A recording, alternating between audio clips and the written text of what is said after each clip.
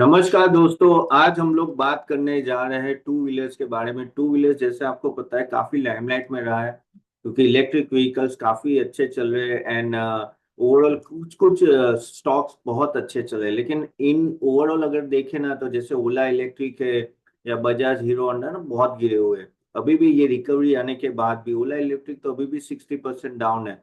तो थोड़ा बात करते हैं कि कौन सा बेस्ट है टू व्हीलर स्टॉक में इन्वेस्ट करने के लिए, थोड़ा हम लोग डिटेल में बात करेंगे। आगे जाने से पहले गाइस, कल सुबह 11 बजे हमारा रविवार को 11 बजे एक स्पेशल पोर्टफोलियो का सेशन है, जरूर अटेंड कीजिएगा। मैंने लिंक नीचे दी है, वो अटेंड जरूर कीजिए, बहुत ही आपको नॉलेज मिलेगा। तो चलिए वापिस बात करते हैं टू व्हीलर्स के बारे में। तो टू व्हीलर्स की हम लोग बात करें तो ऑफकोर्स टू व्हीलर्स व्हीकल में पूरा एक टाइटेनिक शिफ्ट आ रहा है। जैसे आप लोगों को पता है कि ईवी पे ज्यादा फोकस हो रहा है और टोटल अभी हम लोग मार्केट शेयर भी देखे अराउंड 8.4 मिलियन यूनिट्स का मार्केट शेयर है। अभी भी ईवी पेनिट्रेशन अगर हम लोग देखें तो सिर्फ 5 से 6% का है। ओके, लेकिन टारगेट ये है कि बाय 2030 वो 70% का ईवी पेनिट्रेशन हो जाएगा। तो एक अच्छा खासा पेनिट्रेशन अगर हम लोग बात करें तो 2030 में हो जाएगा। और टोटल जो प्लेयर, जो बड़े बड़े प्लेयर्स है इसमें, जैसे आपको पता है हीरो मोटरकॉर्प, बजाज ऑटो, टीवीएस, आयशर मोटर, ये सब जो ट्रेडिशनल प्लेयर्स है वो भी अभी कन्वर्ट हो रहे हैं। ऑफकोर्स काफी ईवी स्पेसिफिक प्लेयर जैसे ओला इलेक्ट्रिक है, एथर है और काफी सारे हैं नए नए, दूसरे के तो नाम मैं नहीं लूंगा, लेकिन हाँ वो स्पेसिफिकली ईवी पे आ रहे हैं। लेकिन जो ट्रेडिशनल है वो भी कन्वर्ट हो रहे हैं। तो ये चीज आपको ध्यान में रखने की, इस रेस में कौन भागेगा। इनिशियली जैसे आपको पता है कि ओला इलेक्ट्रिक जब आया तब बहुत ही बस था और वो जस्ट लिस्टिंग हुआ, उसके बाद 157 तक गया और आज वो देखो क्या हालत है ना, ऑलमोस्ट 50-60 के आसपास घूम रहा है। सो बहुत सारी चीजें जो ध्यान में रखनी है। ऑल्सो कॉमोडिटी इम्पैक्ट भी बहुत फर्क पड़ जाता है क्योंकि अगर आप जिस तरह से मेटल प्राइसेस बढ़ रहे 15 से 20%, तो 22-23 में ही बढ़ गए थे। एंड अभी भी जैसे ही ये 30 to 40% ये बढ़ने वाला है क्योंकि at the end of the day China ऊपर आ रहा है। चाइना जैसे जैसे ऊपर आता है तो मेटल प्राइसेस बढ़ते हैं। तो ये सब का भी कैसे इम्पेक्ट होगा वो देखना पड़ेगा। तो अगर हम लोग चलिए बात करते हैं 5 मेन प्लेयर्स की, हम लोग बात करेंगे hero MotoCorp, Bajaj Auto, TVS, Eicher और ओला। तो ओवरऑल सेल्स की बात करें ना तो अगर हम लोग हीरो मोटोकॉर्प की बात करें तो वो नंबर वन है 5.6 मिलियन से, Bajaj auto 3 million, TVS 4 million. तो सेकंड नंबर पे टीवीएस आता है, आयशर फोर्थ आता है और फिफ्थ आता है ओला। ओला 0.33 मिलियन है। अब इसमें से अगर आप देखो तो जो हीरो है वो पूरा डोमेस्टिक ओरिएंटेड, 96% डोमेस्टिक है, एक्सपोर्ट 4 है। बजाज ऑटो का 70% एक्सपोर्ट है, यानी आप सोचो बजाज ऑटो बहुत ही मैसिवली एक्सपोर्ट में है। तो अगर उनका एक्सपोर्ट में थोड़ा भी ऊपर नीचे हो जाता है तो इम्पैक्ट आता है। तो लेकिन यस, बजाज ऑटो थोड़ा कंसिस्टेंट परफॉर्म भी इसलिए कर पा रहा है क्योंकि एक्सपोर्ट अच्छा है, तो वहां अगर सही चल रहा है तो उनको प्रॉब्लम नहीं आती। 70% एक्सपोर्ट है। इवन डोमेस सॉरी 70% इम्पोर्ट है, डोमेस्टिक है, और एक्सपोर्ट है 30%। टीवीएस का 81% डोमेस्टिक है और ऑलमोस्ट 19% एक्सपोर्ट है, तो वहां भी अच्छा खासा है। आइशर का 88% डोमेस्टिक है और 12% एक्सपोर्ट है, जबकि ओला का 100% पूरा डोमेस्टिक है। अब अगर हम लोग ईवी की बात करें कि ईवी में कौन सा है नंबर वन, तो of course Ola initially number one था, ऑलमोस्ट 35%। अगर आप देखो तो ओला इलेक्ट्रिक है, पहले तो वो काफी बड़ा शेयर था, अभी बहुत हद तक ना टीवीएस और बजाज उसको कैचअप करे, इवन हीरो भी कैचअप कर रहे हैं। लेकिन अगर टीवीएस की बात करें तो वो 19% से ज्यादा ईवी में पेनिट्रेशन हो चुका है। बजाज ऑटो का 11% और हीरो का 5%। हीरो थोड़ा लेट था एंट्री करने में, लेकिन हाँ ठीक ठाक अभी बढ़ रहा है। और ओला बहुत ही आगे था, अभी वो धीरे धीरे नीचे आ रहा है। और ये सब जो है ना, टीवीएस, बजाज और हीरो कैचअप कर रहे हैं। उसमें खास करके टीवीएस की बात करें तो नो बहुत बड़ा है। तो TVS, yes, it is one of the best performing stock also, अच्छा परफॉर्म भी किया है। अगर हम लोग कैपेसिटी की बात करें कि भाई इन इन सब की कैपेसिटी क्या है, तो हीरो मोटर कॉर्प के ऑलमोस्ट 9 मिलियन की कैपेसिटी, लेकिन यूटिलाइजेशन सिर्फ 62% है। सो कह सकते हैं ना कि अभी भी अंडर कैपेसिटी, यानी कैपेसिटी बहुत ही कम यूज कर रहे हैं ये लोग, अंडर यूटिलाइजेशन है। बजाज ऑटो का 6 मिलियन है लेकिन वो 51% ही यूज कर पा रहा है कैपेसिटी।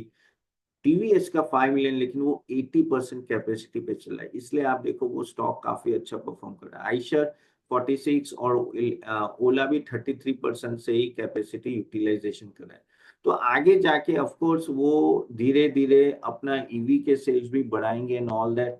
लेकिन हाँ, ऐसा नहीं है कि कैपेसिटी नहीं है, एक्चुअली अंडर यूटिलाइजेशन है। तो जो कंपनी अच्छा यूटिलाइजेशन कर पाएगा ना, उसके चांसेस बढ़ जाते हैं कि वो प्रॉफिटेबिलिटी में भी अच्छा गेन करे। लेकिन वही होती है, डिमांड एंड सप्लाई की बात होती है। अगर डिमांड होगा तो जरूर वो करेगा। ओके। और अगर हम लोग ईवी में भी देखें तो भी टीवीएस 73% उसकी कैपेसिटी ईवी में यूज करे, तो वो बहुत ही बड़ी बात है। थोड़ा हम लोग इन लोगों की स्ट्रेटेजी और पाइपलाइन देख लेते हैं, क्योंकि जानना जरूरी कि आगे जाके ये सब कंपनियां कैसे ग्रो करने वाली। तो हीरो मोटर को जैसे मैंने बोला कि बहुत ही लो धीरे धीरे आए ईवी में, और अथर्ड करके आपको पता है जिसका आईपीओ भी आने वाला है, उसमें वो फोकस कर रहे हैं, उसमें अच्छा खासा शेयर है जो ईवी कर रहा है। और उनके जो प्रोडक्ट्स है वो भी चल रहा है, लेकिन धीरे धीरे आगे बढ़ रहा है। ओके। लेकिन उनका जो डीलर नेटवर्क एंड वो सब है, बैटरी स्वैपिंग, वो सब जो उन्होंने कोलैबोरेशन है, उसके वजह से बहुत बेनिफिट हुआ है। Bajaj auto of course EV में एंटर हुआ था, चेतक उनका बहुत ही अच्छा चल रहा है ईवी में। और इवन इलेक्ट्रिक मोटरसाइकिल जैसे पुश पल्सर, आपको पता है पल्सर बहुत चली थी उस पे, और केटीएम बेस्ड काफी हद तक हम वो लोग ला रहे। थ्री व्हीलर में भी ऑलरेडी मैं तो देख रहा हूँ कि काफी हद तक ईवी के प्लेयर्स आने में, उसमें बजाज ऑटो ऑफ कोर्स उनके प्रोडक्ट्स अच्छे चल रहे हैं थ्री व्हीलर्स में। सो डिफरेंशिएशन जैसे इनका एक्सपोर्ट अच्छा है एंड बिल्ड क्वालिटी अच्छा है, उसके वजह से उनको फायदा है। टीवीएस मोटर एक एग्रेसिव लेगेसी ईवी प्लेयर, उन्होंने बहुत ही एग्रेसिव ईवी में काम किया, उनके मॉडल्स भी बहुत सही है। टीवीएस आईक्यू बहुत ही फेमस है, टीवीएस एक्स प्रीमियम स्कूटर, तो वहां वो बहुत ही अच्छा करे। मोटरसाइकिल भी ला रहे हैं, इवन ओला भी मोटरसाइकिल ला रहा है। तो काफी हद तक उनका स्ट्रॉन्ग कस्टमर सेंट्रिक डिजाइन होता है, सॉलिड आफ्टर सेल्स है। तो टीवीएस ने तो लिटरली फोड़ दिया है और ओला को जबरदस्त टक्कर दिया है। रॉयल एनफील्ड की बात करें तो वो ज्यादा ट्रेडिशनल है, लेकिन प्रीमियम में ऑफ कोर्स वो धीरे धीरे ला रहे EV and player EV products भी प्रीमियम में। ओके। तो देखते हैं आगे जाके क्या होगा। और उसमें उनका नाम है फ्लाइंग फ्री। तो देखते हैं, अभी इतना लॉन्च नहीं हुआ है, लेकिन धीरे धीरे वो हार्वी डेविसन को भी टक्कर दे रहे हैं, आपको पता है वहां भी, लेकिन इंपोर्ट ड्यूटी कम हुई है, तो देखना पड़ेगा हार्वी डेविसन का और आयशा मोटर्स का, रॉयल एनफील्ड एनफील्ड का किस तरह से टक्कर होती है। अब बात करते हैं ओला इलेक्ट्रिक। ओला इलेक्ट्रिक जिससे ज्यादा सबसे उम्मीद थी, प्योर ईवी प्लेयर है, जबरदस्त एग्रेसिव, उन्होंने एक्सपेंशन किया, pricing and all that aggressive pricing है। ओला S1 सीरीज प्रो ए एयर एक्स बहुत ही अच्छी चली, लेकिन इसका प्रॉब्लम वही हुआ ना कि सब कुछ सही है लेकिन आफ्टर सेल सर्विस बहुत खराब है, बहुत ही कंप्लेन्स आती है। और बीच में आपको पता होगा 10-15 दिन, 10-15 भी दिन नहीं है, एक वीक पहले बात हुई कि 25,000 वो लोग बता रहे सेल्स है, लेकिन रजिस्ट्रेशन 8,000 का है। बीच में उनके वहां रेड भी पड़ी थी, कस्टमर की कंप्लेंट कुछ 8,000 से ज्यादा है। और बहुत सारे कंप्लेंट्स और वो सब की वजह से ना ओला की इमेज बहुत ही खराब हो गई है। रैपिड एक्सपांशन के मोड में उन्होंने ना अपनी सर्विस बिगाड़ दी, और अब देखो 157 का अभी कहाँ आके बैठ गया है ये स्टॉक। तो वो ये कि ओला इलेक्ट्रिक प्रॉमिसिंग बहुत था, लेकिन उस तरह से परफॉर्म नहीं किया, पता नहीं प्रॉफिट में कब आ गया, क्योंकि अगर प्रॉफिट में आएगा तभी कंपनी चलेगी। तो ये चीज आपको देखना है। तो ये इस तरह से आपको थोड़ा देखना पड़ेगा कि आफ्टर सेल सर्विस भी कहाँ सही है। और इन सब में देखो प्रॉफिटेबिलिटी से ज्यादा आप, मैं बोलूंगा ईबीटा मार्जिन भी अगर इन सब कंपनीज का देखो ना, तो हीरो मोटर कॉप का ऑलमोस्ट 11 से 12 है, बजाज ऑटो का 20 है, टीवीएस का 11 है, आयशर का 27 है, लेकिन ओला का नेगेटिव है। तो बजाज एंड आयशर ना बहुत ही स्ट्रॉन्ग मार्जिन कर रहे हैं, क्योंकि उनके प्रीमियम प्रोडक्ट्स बहुत अच्छे चल रहे हैं। आयशर का जो रॉयल एनफील्ड जो चलता है उसमें बहुत अच्छा प्रॉफिट होता है। और रॉयल एनफील्ड से सॉरी आयशर मोटर का अगर आप ग्राफ देखो पिछले कुछ दिनों कुछ कुछ महीनों में भी और साल में भी, आप देखो बहुत ही अच्छी रिकवरी है ये आयशर मोटर्स की। लेकिन ओला का अभी तक ब्रेक इवन में प्रॉब्लम हो रहा है। अभी दूसरी एक बात होती है कि इनको दिक्कत कहाँ आ सकती है, दिक्कत आ सकते हैं इनके स्टील प्राइसेस एल्यूमिनियम प्राइसेस जो बढ़ रहे हैं, तो ऑलमोस्ट 15 से 20% बढ़ रहे हैं। तो अगर वो प्राइस हाइक करते तो वहां थोड़ा उनका सेल्स में प्रॉब्लम आ सकती है। इवन लिथियम बैटरीज की बात करें, लिथियम वहां भी प्राइस काफी सर्ज हो गई है और फिर नीचे है। लेकिन ये लोग अपनी खुद का कहते हैं ना कि बनाने वाले फैक्ट्री नॉलेज जैसे ओला पार्ट कर रहा है, लेकिन वो सब प्लान में अभी तक आया नहीं है। तो ओला जैसे चीपर एलएफपी बैटरीज पे भी स्विच करने लगा और खुद के सेल प्रोडक्शन पे काम कर रहे हैं, लेकिन वो अभी तक आया नहीं है, तो क्या बोले अभी। इवन इथेनॉल में भी काफी हद तक अभी E20 कंप्लेन जो आती है ना, उसको एड्रेस करने के लिए वो लोग काफी चेंजेस ला रहे हैं। तो यहाँ अगर हम लोग बात करें ना, तो कमोडिटी का प्राइस इम्पैक्ट आ रहा है, लेकिन वो क्या करे कि वो at the end of the end consumer को ट्रांसफर करे। और इन्फ्लेशन भी थोड़ा हाई था। एक अच्छी चीज है कि यहाँ से क्या हो सकता है, अगर आप देखो तो इन्फ्लेशन बीच में काफी हाई था, अभी इन्फ्लेशन डाउन हो रहा है। जैसे इस बार का डेटा 3.61% आया। इवन अगर हम लोग बात करें इंटरेस्ट रेट की बात करें, तो बातें चली कि अप्रैल में इंटरेस्ट रेट कट आएगा। तो ये सब पॉजिटिव पॉइंट की वजह से शायद आगे जाके ये सब सेल्स में और बढ़ोतरी हो, क्योंकि जैसे आपका इंटरेस्ट रेट कम होता है, लोग व्हीकल लोन लेके आगे बाई करते हैं, तो वहां इन सबको बेनिफिट मिलेगा। तो अगर हम लोग बात करें कि भाई ये आगे जाके किस तरह से लग रहा है इन सब स्टॉक्स के बारे में, तो मेरे हिसाब से नो, तो अगर अगर मुझे पूछो कि कौन सा स्टॉक अच्छा है, तो पहले बात करते हैं कौन सा स्टॉक नहीं है मुझे अच्छा लग रहा है। वो है एक तो ओला। समाव बातें बड़ी बड़ी है, लेकिन परफॉर्मेंस दिख नहीं रहा है। दूसरा आइशर है, लेकिन वो बहुत भाग गया आइशर, बहुत ही भाग गया है। उसका प्रीमियम प्रोडक्ट्स अच्छे हैं, लेकिन तो भी थोड़ा स्टॉक ज्यादा ही भाग गया है। हीरो मोटर कॉप में भी थोड़े बीच में वो रेड इश्यूज आए, ये वो, और अभी भी वो स्लो जा रहा है ईवी में। लेकिन अगर आप मुझे बोलोगे कौन से दो स्टॉक सबसे अच्छे दिख रहे हैं, इवन दो अगर बात करो कि गिर गए तो भी, तो यहाँ से मुझे अभी भी टीवीएस मोटर और बजाज ऑटो ठीक ठाक लग रहे हैं। टीवीएस मोटर खास करके बहुत ही स्ट्रॉन्ग सेल्स है इनका, बहुत ही स्ट्रॉन्ग ईवी में प्रेजेंस है इनका। आफ्टर सेल्स सर्विस से लेके सब जगह उन लोगों ने लिटरली डंका लगा दिया है अपना। बजाज ऑटो भी अच्छा कर रहा है, नो डाउट, उनके मार्जिन भी अच्छे, लेकिन सम ऑफ टीवीएस अच्छा लगे। तो भी अगर आप बोलो तो मुझे दो stock comparatively I feel Bajaj Auto and TVS comparatively ठीक है in among all the two wheelers. Again, ये कोई रेकमेंडेशन नहीं है, प्लीज खुद के एनालिसिस करके ही आपको इन्वेस्ट करना है, और आपको देखना है कि आगे जाके अगर ये स्टॉक की भी बात करें, किस तरह से ये मार्जिन मेंटेन करे, किस तरह से इनके इनके है ना मंथली स्टार्टिंग में जो सेल्स फिगर्स आते हैं ना, वो देखते रहना है। वो सेल्स फिगर से जैसे फर्स्ट को ही आ जाता है कि हमने कितने प्रोडक्ट्स बेचे, कितने यूनिट्स बेचे, तो उससे भी पता चलेगा कि क्या चल रहा है। वो ट्रेंड बहुत जरूरी है, क्योंकि जब तक रूरल एंड अर्बन एरिया ऊपर नहीं आएगा, तब तक ये सेल्स नहीं बढ़ेगी। लेकिन जैसे जैसे इन्फ्लेशन आएगा, तो रूरल एरिया में अगर सेल्स बढ़ती है, तो डायरेक्टली इनको फायदा होगा। तो ये चीज आपको थोड़ा ध्यान में रखना है कि ऑलरेडी इनके पास कैपेसिटी तो है, लेकिन यूटिलाइजेशन कैसे, वो देखना है। और आगे जाके at the end of the day EV में कौन भाग रहा है। EV is the game. 2030 तक 70-80% अगर आप टू व्हीलर देखोगे सभी ईवी होंगे। उसमें कौन भाग रहा है। ओके। और उस वो नजर में रख के चलो। लेकिन भाग रहा है, लेकिन क्या वो प्रॉफिटेबल है, वो भी आपको देखना है। जस्ट भाग रहा है, जस्ट वो नंबर वन हो गया, तो ऐसा जरूर नहीं कि वो अच्छा करेगा।